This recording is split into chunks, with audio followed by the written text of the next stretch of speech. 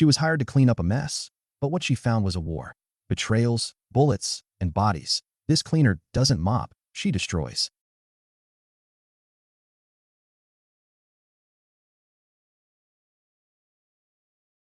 The story begins with young Joey quietly listening as her abusive father beats her brother. She sneaks out of the window and waits on the ledge until things calm down. Years pass. Joey now lives alone and works as a glass cleaner for Agnian Energy. She's a former Marine and feels stuck in her stressful routine. One day, she gets a call from her brother Mike's care home. Mike, who is autistic, has hacked into the care home's bank accounts and accused them of fraud just to get kicked out and live with her. Joey picks him up. While dealing with that, she gets a warning call from her line manager. Derek, get to work on time or get fired. Her bike is faulty, and she even takes the wrong bus, but she manages to arrive at the building just in time. She hands Mike to her coworker, Big Ron, saying Ron will look after him. Mike wants to stay with her, but Joey tells him they'll talk about it later. Inside the lift, Joey is joined by her bosses, Gerald and Jeffrey Hilton. Later, a pregnant cleaner, Helena, enters. Gerald mocks her, but Joey stands up for Helena. Gerald doesn't take it well. Later she meets Derek, who assigns Joey the dirtiest windows and adds extra hours for her lateness. As she works, her friend Noah joins her. If this girl cleans better than your ex's conscience, hit like, smash subscribe, and comment, wipe it all, before she wipes you. She vents about Mike getting kicked out again and waiting downstairs. Meanwhile, Big Ron brings Mike coffee, but gets distracted by a van outside. Mike uses the chance to wander off. Noah then shares some strange thoughts about humanity and nature.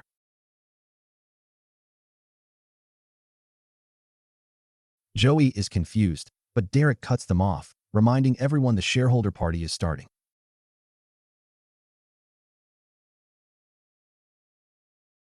While Joey cleans, she sees a family through a window, which brings back memories, until she spots Mike.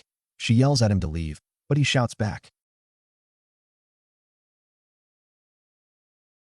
Joey feels terrible when nearby kids hear them arguing. Joey tries to follow Mike, but Derek blocks her. He orders her to clean the bird mess on the window pane he assigned earlier. He lowers the cradle, forcing her to get on. As she tries to operate it, Derek mocks her, saying he controls the override. Frustrated, she scrubs the glass. Meanwhile, a group of masked men arrives at Agnian Energy. Jeffrey's assistant mistakes them for VIP shareholders and welcomes them as guests of honor for the gala. Once Joey finishes, Derek starts pulling her up. She's halfway when Jeffrey begins his speech. Gerald, bored, walks off with his girlfriend. From outside, Joey sees them through the window and begs Derek to hurry. Instead, Derek jokes around until two masked men appear and shoot him and his team. Joey panics as the cradle halts midair. Over the speakers, a hacker named Z announces she's taken control of the building's security. Inside, a masked intruder interrupts Jeffrey's speech.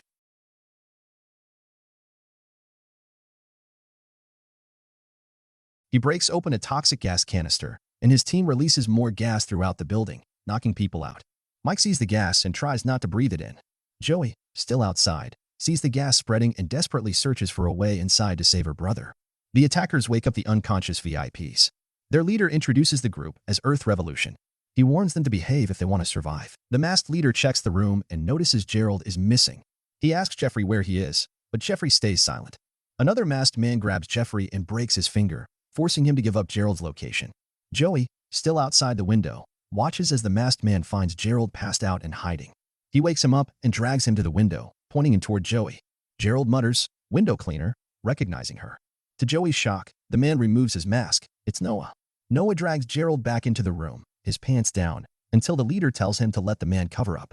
Then the leader removes his mask and introduces himself as Marcus Blake. Hearing the name, Jeffrey quickly offers money. But Noah snaps and violently hits him as Joey continues watching from the window. Marcus steps in and calms Noah down, then asks Z to play their evidence. Z plays footage of Laguna Taracoa, where Agnian Energy dumped billions of gallons of toxic waste, destroying an entire ecosystem.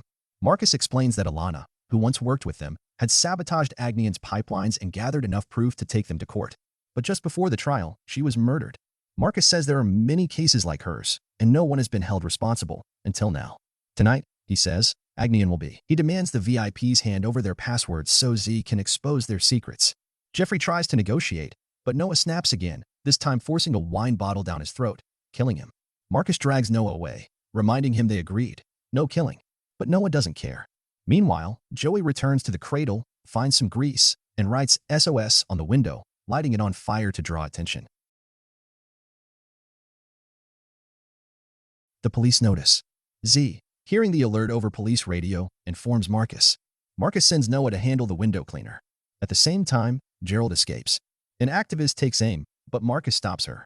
Instead, he tells Noah to catch him too. Noah reaches the window and finds Joey stuck outside. He tells Z to use the override system and pull her up. Meanwhile, Gerald hides in a room and tries calling for help, but Marcus catches him. Marcus tells him he's making a mistake, but then Noah shows up, pointing a gun at Gerald. Marcus pleads with Noah not to kill him, but Noah refuses to take orders anymore and shoots Marcus dead. Noah's men begin hunting down and killing Marcus's loyal followers. Even Z is forced to join Noah's side, while Joey helplessly watches. Noah then tosses Marcus's body out the window, and it lands on Joey's cradle. After that, he shoots Gerald in the leg and drags him back to the rest of the VIPs. Z informs Noah that a helicopter is on its way. Noah isn't worried. He says everything is under control. Joey spots Marcus's gun and grabs it. Just then, she hears Mike's voice and is relieved to see he's safe. But Noah appears and taunts her for leaving Mike in their abusive home, claiming he's on a personal mission now. Inside, the VIPs begin confessing their crimes. But Z tells Noah they need more time.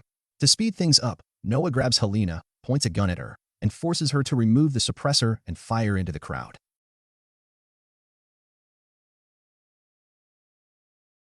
With no other choice, Joey obeys while Mike watches in fear. Outside, police surround the building. Superintendent Claire arrives. A sniper in the helicopter targets Joey, but Noah quickly wires $33 million into her account.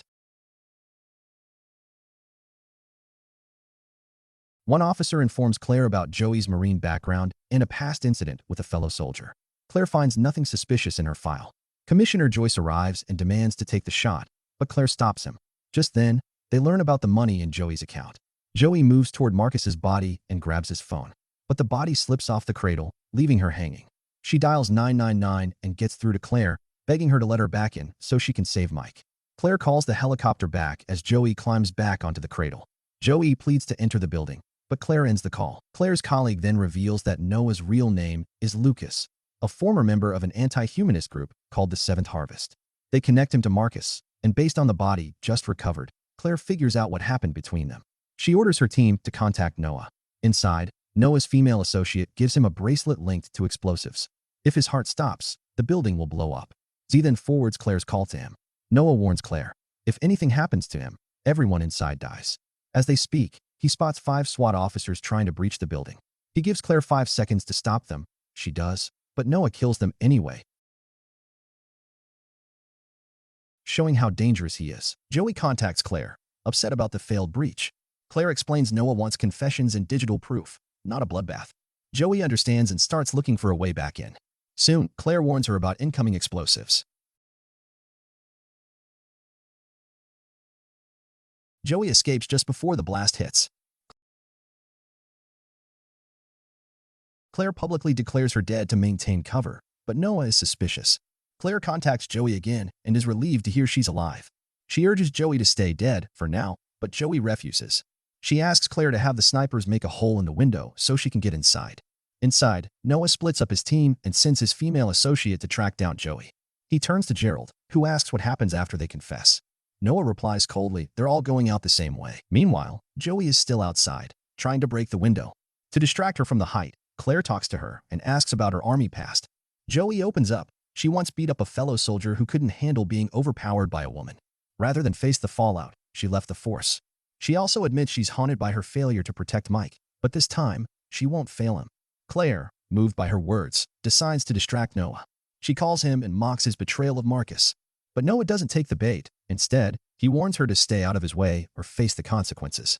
As Gerald's confession ends, Noah proudly declares the first phase of his plan complete. Back outside, Joey is about to give up when Mike appears and breaks the window.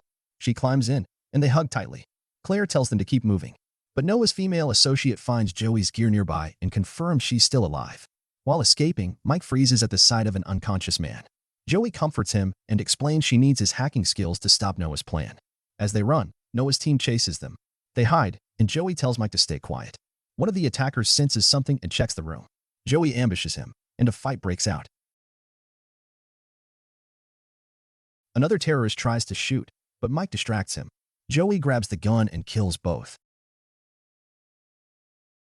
Suddenly, the female associate holds Joey at gunpoint. Joey fires at the gas pipe, but still the activist overpowers her. Mike sees grenades nearby. As the woman gets her gun, he throws it, killing her and saving his sister. Z watches Noah's final message, recorded to play after his mission ends. It scares her. She tries to escape, but a terrorist shoots her twice. Just before he can finish her off, Joey arrives and kills him. Joey and Mike rush into the control room. Mike hacks into the system and secures the files. When Noah contacts Z, Joey answers, telling him she has the evidence now, and the world will see him as a psychopath. They leave the control room.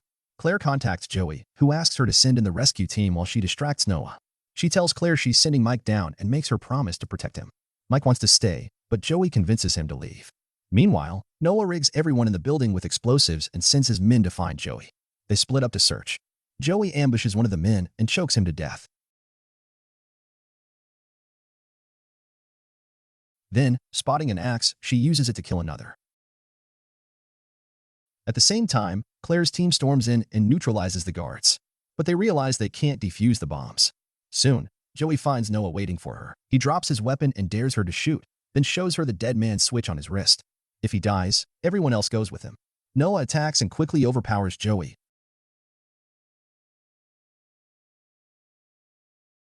Holding a gun to her head. He demands the drive with the files, but Joey tells him she isn't stupid enough to keep it on her. It's with the police. Frustrated, Noah tries to end it all and kill himself, but Joey fights back. A fierce struggle begins. Joey holds her ground, but Noah outsmarts her and nearly throws her off the building.